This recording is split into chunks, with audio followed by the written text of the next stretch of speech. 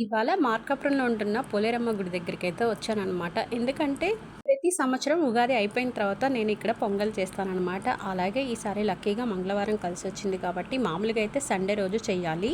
అప్పటికి కుదిరినా కుదరకపోయినా అందుకోసం అని చెప్పేసి నేను ఇవాళ మంగళవారం అని అయితే గుడికైతే వచ్చి చేశాననమాట. ఇదంతా అయితే పోలేరమ్మ గుడి మార్కాపురంలో ఉంటున్న గుడి అనమాట.